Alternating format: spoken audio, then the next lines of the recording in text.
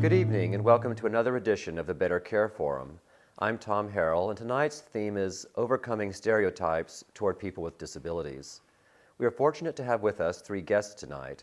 We have Patrick Keneally, Board Chair of the Nevada Sierra Regional IHSS Public Authority. Welcome, Patrick. Thank you. We have Tony Sauer, Executive Director of the Nevada Sierra Regional IHSS Public Authority. Welcome, Tony. Thank you, Tom. And we have Nancy Seiden with us, who is the chair of the Yolo County IHSS Advisory Committee and has been since its inception in 2000. Currently, she works with the Research and Training Center in Neuromuscular Diseases at the University of California at Davis in the Department of Physical Medicine and Rehabilitation Research. Thank you for being here, Nancy. Patrick, could you start us with some of the ways in which people may respond differently to those who have disabilities? I think the awareness of people in general about people with disabilities is that they can't do whatever tasks are involved, and like anyone that's able-bodied, we all have our strengths and our weaknesses, and I think that's our biggest underestimation, if you will. A sense of invisibility, or I guess the perception that you'd be taken care of more than, right. Is that then the same experience for the rest of you? Yeah, I think a lot of it is sometimes our own issues that we're dealing with, particularly somebody who acquires a disability. I've been a paraplegic now, 28 years or so. I remember when I was first injured, we would go on outings when I was in the hospital, and I felt like everyone was staring at me, yet nobody was paying attention to me. And as I got more in touch with who I was at that point, and I was going to be using a wheelchair and felt better about myself, it was easier to, one, be seen as a person, not as somebody who's different. But there are still folks who really, I think, are afraid of the disability and would rather talk to somebody who's standing up. It could be a spouse, a parent, or whatever. And I think it's real important for those, the listening audience, to realize when you're connecting with somebody who looks different, who is used a wheelchair or is blind or hearing impaired, or somebody of a different color even, is to make that connection, make the eye-to-eye contact. And many times one of the things I tell folks is if you're having a conversation with somebody who is sitting down in the wheelchair, if it's going to be a long conversation, kneel down on one knee or pull up a chair. So, I'm not looking up at you and my neck gets sore and you're looking down at me.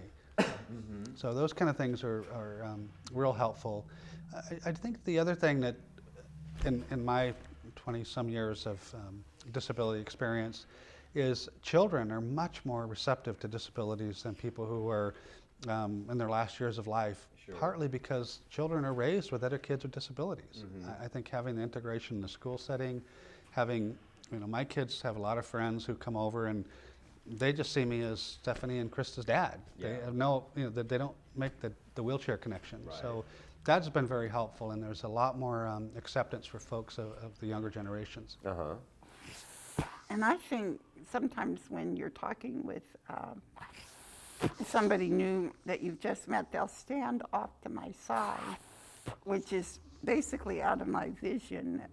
And so it's better if people, like Tony said, either sit and speak with you, but at least stand in front of you so that you can see them, because there's nothing more difficult than to try to communicate with somebody who's over here and you're trying to turn the chair.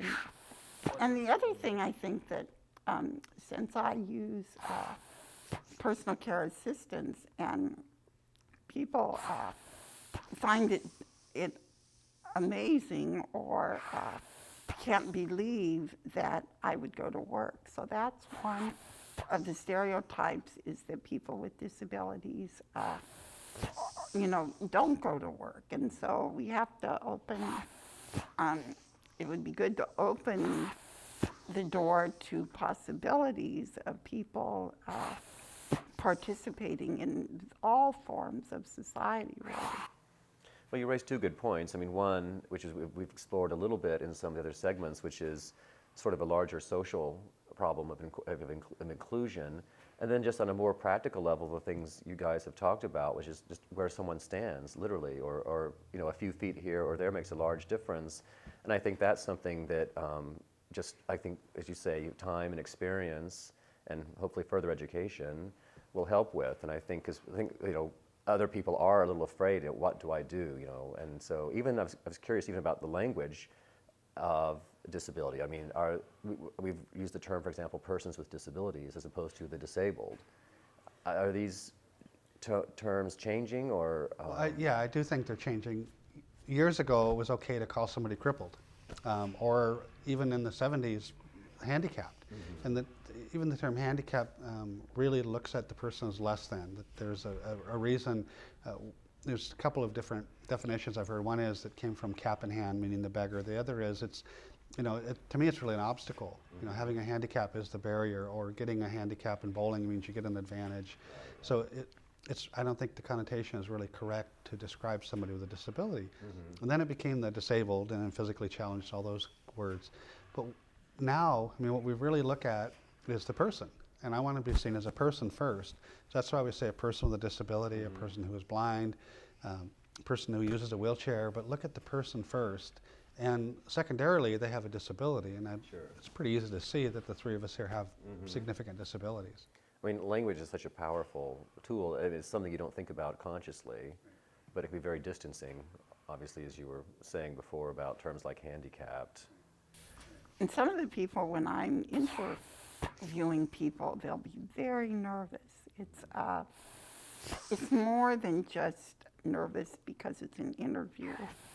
It's nervous because there's a bit of uncomfortableness about relating to somebody who is different, looks different. But I think that those folks that are really open-minded and speak just as if they were speaking to somebody else, it's very refreshing, really, to find people who are just open and will just carry on a normal conversation. Well, in addition to language and approachability, do you find differences in, I don't know, if people try to do things for you that aren't necessary, or perhaps don't do things for you that would be, you know, polite to do? Are there physical, I mean, like opening door, I mean, just various kinds of interactions day to day. Do you find there's a difference there? Yeah, I mean, it goes both ways. Some people are they want to try to assist you when you really don't need it, and in other cases they may just ignore you and slam the door in your face, and that happens. Or maybe they're just not aware that we're behind them. It's pretty hard to believe that, but people come and go, and we're all busy, and yeah. Yeah, I think there's both. I mean, there are folks who try to do too much, and they don't listen. They'll say, would you like some assistance? And you'll say, no, I've got it, and they'll do it anyway, or they'll try to be overly helpful. And I really do try to understand where they're coming from. They really do want to assist. And many times it's for their own good. I mean, it's to make themselves feel better so they can go on the day and say, oh, I helped help that person. Sure. But I think people are well-meaning, and for the most part. But it's important to ask the individual, would you need some assistance? And if so, how can I help you? I know people who have fallen out of their wheelchair, and the worst thing if you're paraplegic is to have somebody grab your arms, because that's not what you need help with. You've got the arms, you need help with the legs and getting back in. So asking what they would need assistance with, and then listening carefully, and then assisting. But mostly just asking and having a dialogue with folks. Yeah. And I was curious about, do you feel an obligation to sort of help educate other people, or do you sometimes think, I'm tired of this, it's their job to learn, about people with disabilities, not my job to constantly be educating people about disabilities? Well, for me, it depends on the day. I mean, some days I really have patience, and I mean, like anyone, we have good days and bad days. Sure. Well, for the most part, I take it as an opportunity to say, hey, listen, this is something that you might want to be aware of, particularly when children come up and ask questions. I'll pretty much drop anything I'm doing to talk with them, many times in spite of their parents, because their parents are afraid they're going to hurt my feelings, or they're going to say something inappropriate. Right.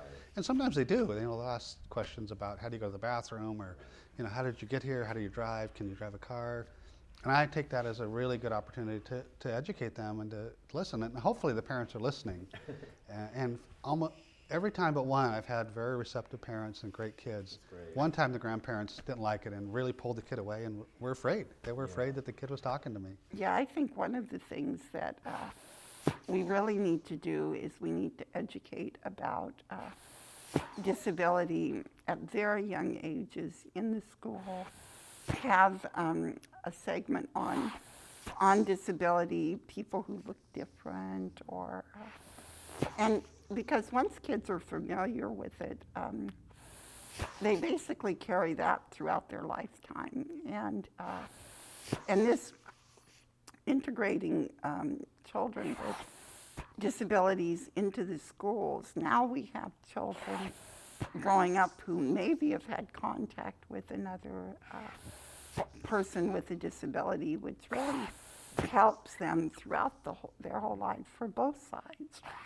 Yeah, we haven't discussed that yet as an adjunct to adults and seniors with disabilities, but of course there are children with disabilities as well who are now, I guess, mainstreamed. It was perhaps a little bit of an old-fashioned term, but being included in the regular school curriculum. And I think, as you point out, that's a great chance for just the familiarity of it, if nothing else, to educate people. I've had an opportunity to go to several first and second grade classes, and I've really welcomed those opportunities because kids do ask a lot of questions, but also they're very interested, and they sort of take that away. We did a training in a class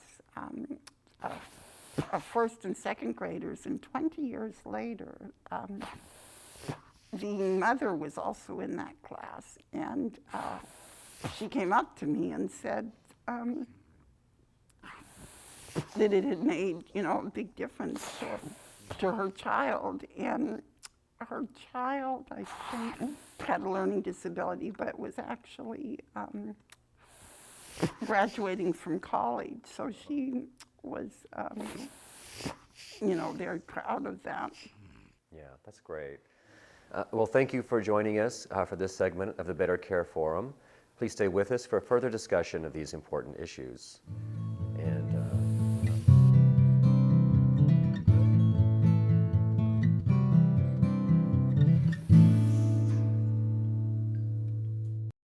welcome back to the Better Care Forum discussion with our guests Patrick, Tony, and Nancy.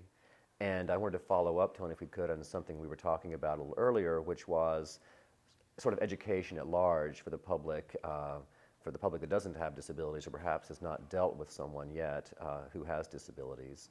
And the kinds of things that you were talking about, I think are really interesting, and maybe we can expand a little bit on sort of how attitudes should be, and how people can sort of improve their own interaction with people with disabilities. Okay. Well, a couple things. I think there are a lot more folks with disabilities alive today than there were 50 years ago. As we look around the communities, there are curb cuts, so people with disabilities using wheelchairs can get out in the communities. And there are a lot of us around. There are buses with lifts, which we didn't have even 20, 30 years ago. And the reason I think there are a lot more people out in the communities, one is the acceptance of society, and two is people are surviving traumatic accidents. We have the technology now to keep people alive after a major car accident. After strokes, people are surviving, but they have the residual effects of maybe having paralysis or quadriplegia. And so there's a lot more folks around. And with that, I think as society, we need to figure out ways to communicate better with folks. And earlier we discussed the way children interact so well, because in the school system we have now integration. Because of PL 94-142, which was the Individuals with Disabilities Education Act, kids are now mainstreamed with disabilities, and so they have the interaction with other children, and there's whole classes that learn sign language because there's somebody in the class who's deaf. Sure. And there's children who know how to pop wheelies in wheelchairs. My kids' friends would jump in the wheelchairs when they come to the house and learn them. So for them, it's just second nature to be around disabilities. And as they get older, when they have somebody in their family who acquires a disability or themselves, it's a whole lot easier than it was for me or probably Nancy or Patrick or somebody out there listening. So there's a lot more of us around today, and I think society is better, but there's more that we can do, and maybe I'll let Nancy and Patrick talk about that. I am of the hope that people will think that people with disabilities have their own story, their own experiences, and all of that can be shared with other folks. So it's not, we all have the same experience, life experience that can be shared in a dialogue with